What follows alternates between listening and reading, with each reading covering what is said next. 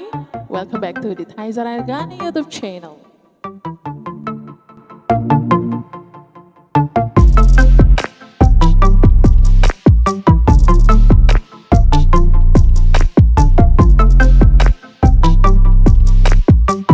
Salam tabe hormat, Fangnanan Bogbog dari Kota Langgur, Maluku Tenggara, Tanah Evap yang tercinta.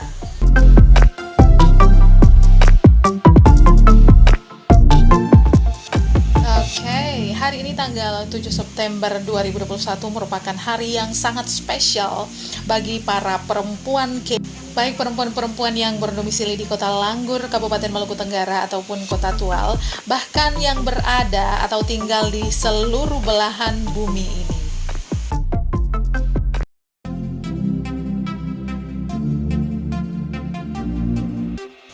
Sebab hari ini tepat pada tanggal 7 September 2021 merupakan hari perayaan atau peringatan Hari Nendit Sakmas.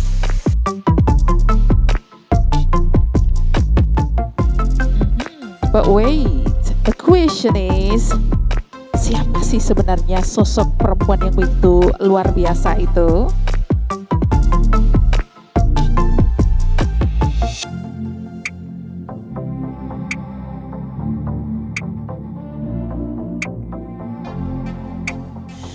Nendit Sakmas merupakan tokoh perempuan K, pahlawan perempuan K, tokoh perempuan yang berada di balik pembentukan hukum adat Larvul Ngabal yang menjadi pegangan bagi seluruh masyarakat Evap dalam hidup dan keseharian mereka.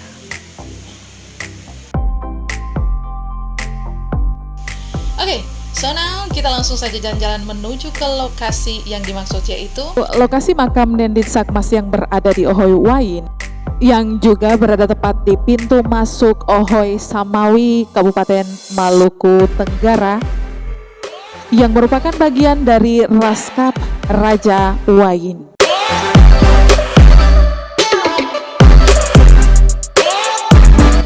Nah, pertanyaannya bagaimana sih proses perjalanan Nendit Sakmas sampai pada pembentukan hukum Larvul Ngabal itu sendiri? Oke, daripada penasaran, kita langsung saja menuju ke lokasi. Oke, let's go!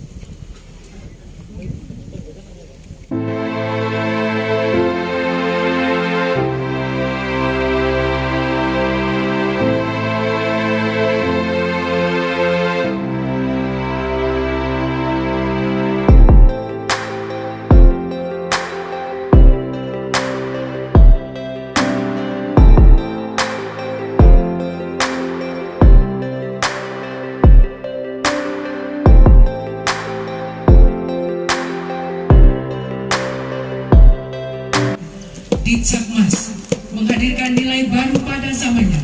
Pada saat orang berpikir tentang hak-hak wanita. Dia adalah pelaku dan pejuang gender sebelum Indonesia mengenal Raden Ajeng Kartini. Oleh karena itu, sebagai bentuk penghormatan terhadap beliau, maka pemerintah daerah Kabupaten Maluku Tenggara menetapkan tanggal 7 September sebagai Hari Nendit Sakmas. Tim dan seluruh panitia, khususnya kepada Kolonel dan Lanut Butuh, terima kasih banyak. Kenapa beliau sangat setiap kali kegiatan 3 kali berturut di sini, beliau turut aktif untuk melaksanakan kegiatan ini. Pada sesungguhnya adalah Tutut Oyebul Edwan yang melahirkan Nendit Sakmas adalah sejarahnya dari orang Bali. Terima kasih.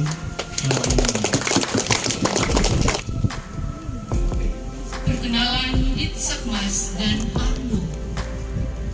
Di usia belia sekitar 10 tahun, Dit Sakmas dan Arno sudah saling kenal dulu. Arno dan kakaknya Meluan serta bapak mereka Inggris berdiam di Pulau Oldemar. Arnuhu, Meluan dan Inggris adalah warga kepindahan dari Ohoimel kekuasaan Kilaai Somsin. Pulau Oldemar di hulu Sungai Hotsunwai yang ketika itu dihuni oleh 7 orang bersaudara atau angkot Firgit, antara lain Sad Owarin, Lukbad Seran, dan Ohoi Murin. Dengan terjadinya peristiwa yang menimpa penduduk Koldamuar, maka penduduk Koldamuar meninggalkan kampung halaman mereka. Sad Owarin menyeberang dengan memasuki wilayah kekuasaan Kasdem dengan membuka perkampungan Bubu Yangtel Embrio Ohoi Warbo.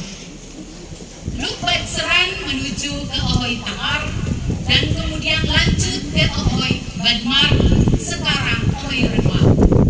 Ohoi Murin ke Ohoi Madwair, sementara Arnuku menyeberang wilayah kekuasaan Kasdew ke pantai timur selatan Wei Kecil dengan bergabung ke Ohoi Dana.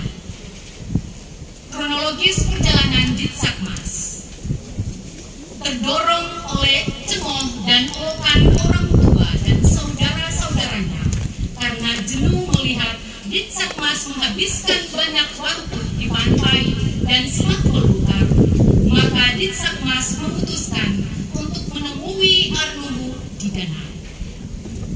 Di perjalanan awal, perbekalannya dirampas di Nuhu Korwan oleh sejumlah orang yang berpapasan dengannya, sehingga dia kesal dan menangis dan kembali ke orang tuanya di Ohoifer. Di perjalanan selanjutnya, untuk menghindari adanya perampasan perbekalannya, orang tua Dit Sakmas melilit 9 lembar daun janur putih mengelilingi mulut bakul perbekalan. Dia pun tiba di kediaman Naraha Matan Punsutra tanpa celah. Di tempat inilah seputar tahun 1670 abad ke-17 lalu, Dit Sakmas dan Naraha Matan Punsutra mengikat janji agar kelak kematiannya dikebumikan di tempat tinggal Naraha Matan Punsutra. Dit Sakmas kemudian melanjutkan perjalanannya menyeberang muara sungai Mewaf, kini disebut Manu, berkat untuk menemui keluarga dari saudara-saudara neneknya. Dit El Kuar, istri Hilaai Kasdew, yang berdiam di Murder yang hanya berjarak kurang lebih 50 meter arah timur tempat ini. Di kediaman kakek dan neneknya marga Uar itu, leluhur marga Tero, mereka menambahkan perbekalannya berupa sejumlah ikan panggang dan sagu lempeng Fo Menga Taverwai. Ditsakmas kemudian melanjutkan perjalanannya dengan menunggang kerbau yang diambil dari Yan Yen di Oheren, menelusuri Dejuk Nutfit menuju Lai Bangwao. Dari Lai Bangwao ia berarah ke timur menuju Ohoi Elar. Dari Ohoi Elar ia menuju selatan dan tiba di kediaman Armuhu yang ketika itu sedang membenahi sang panda. Sebagai sosok yang sudah saling kenal mengenal, Armuhu menyuguhkan beberapa lembar daun sirih dan pinang serta kapur sembari. Ditsakmas menuturkan kisah hidup dan perjalanan. Beberapa hari lamanya Ditsakmas tinggal di kediaman Arnuhu. Sementara Arnuhu menyiapkan perbekalan Ditsakmas untuk pulang ke Ohaibur.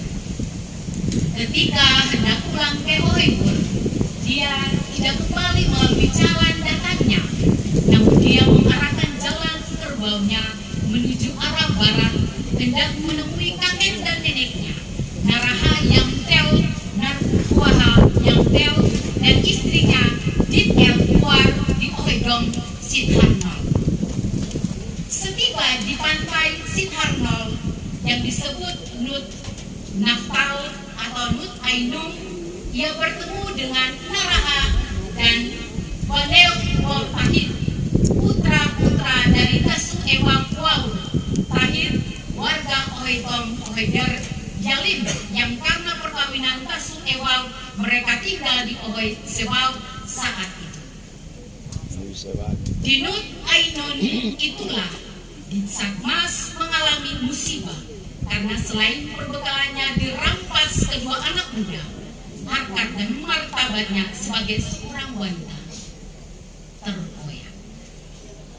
Di saat kejadian itu, kerbau tunggangannya menelusuri perjalanan pulang ke Ohaibur.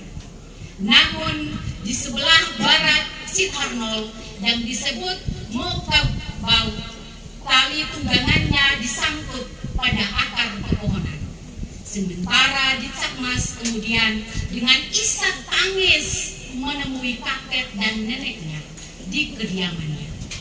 Dengan kesedihan yang mendalam, Ditsakmas melantunkan beberapa baris syair wawan untuk menjelaskan perihal peristiwa yang menimpa dirinya, yang antara lain berbunyi, Nen Ditsakmas Warorowe Sus Owejo Ufrai Bokule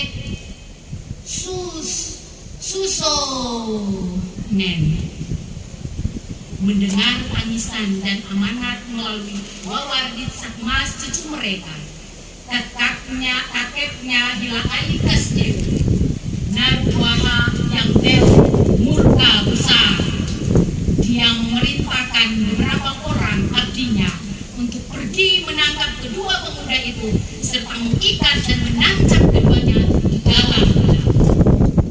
Hilai Kasdew menjatuhkan sanksi.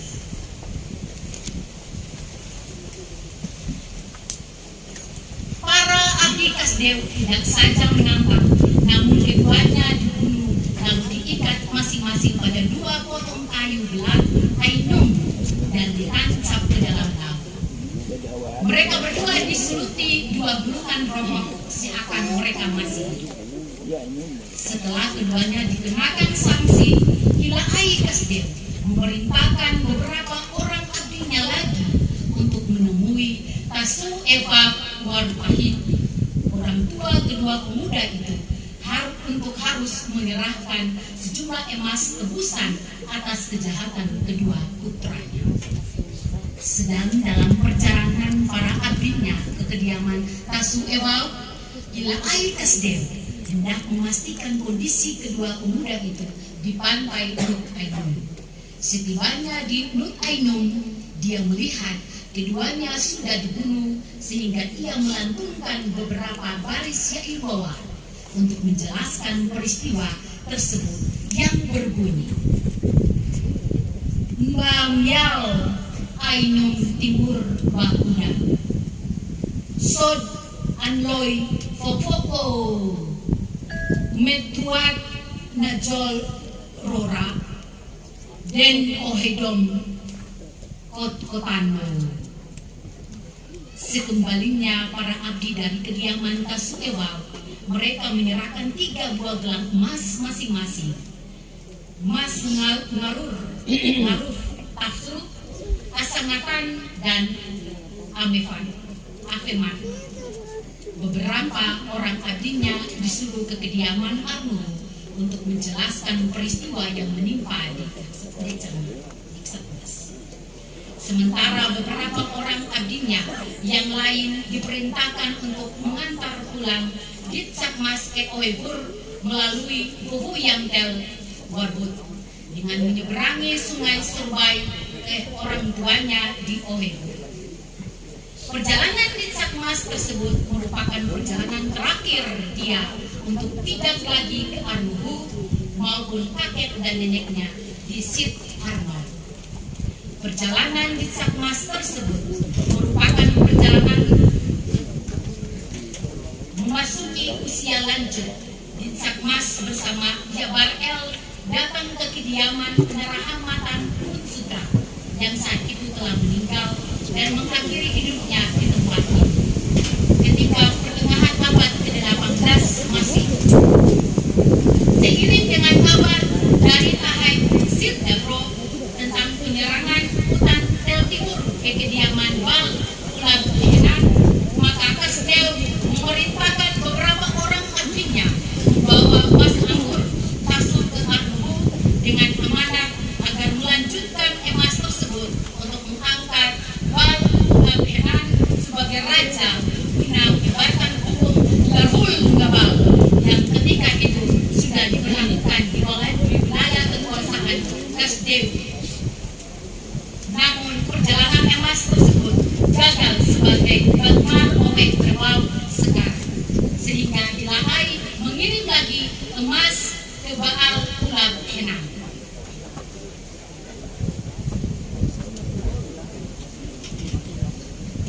Beberapa baris syair bawaan yang berbunyi, Baba Wontaf Sidharno Ayan Hok Sun Yulit Yok Yak Dai Tabur Utantel Rir Yok Yar Dai Tabur Mur Tahir Sir Gabur. Perjalanan emas Marutasu yang gagal maupun emas Asangatan yang kemudian mengganti nama Ayam Hot untuk mengangkat raja dan menyebarkan hukum Darul Gabal yang terjadi seputar tahun 1680 sebagai satu bukti kecil bagi emas ketiga Afeman yang masih tersimpan di rumah Sir Handol Ohoy Jadwal hingga saat ini. Makna yang dipetik dari perjalanan Ditsakmas. Memaknai kisah perjalanan Ditsakmas di atas, dapat kita rumuskan beberapa pesan bagi generasi K antara lain, bahwa kaum wanita sebagai kaum lemah patut dilindungi dan dihormati di dalam pergaulan hidup keseharian. Sadarlah wahai generasi Ditsakmas zaman ini, agar hargailah diri sendiri dengan menjaga batas-batas di dalam pergaulan dengan sesama yang lain, dengan bertutur kata yang sopan, berpakaian yang sopan, berperilaku yang sopan, agar kehidupan yang menantang dewasa ini tidak membawa kita kepada aneka peristiwa yang merendahkan harkat dan martabat kita sebagai perempuan K. Dengan kemajuan ilmu dan teknologi serta arus komunikasi yang handal, dewasa ini kita manfaatkan sebesar-besarnya untuk meraih kesuksesan melalui ketekunan kita di dunia pendidikan, di dunia kerja, agar kita tidak ketinggalan dari kaum pria umumnya. Jadikanlah dirimu Ditsakmas zaman ini yang handal dan maju, beretos kerja, karena perubahan dan kemajuan negara dan bangsa juga ditentukan oleh peran aktif kita sebagai Ditsakmas zaman ini.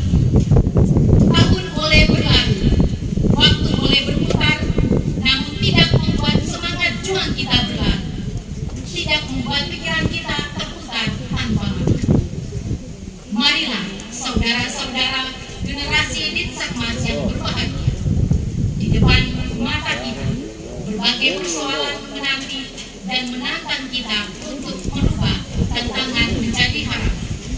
Hari ini boleh berat, namun tujuan kita adalah meraih kesempatan di hari esok untuk hidup kita yang lebih baik.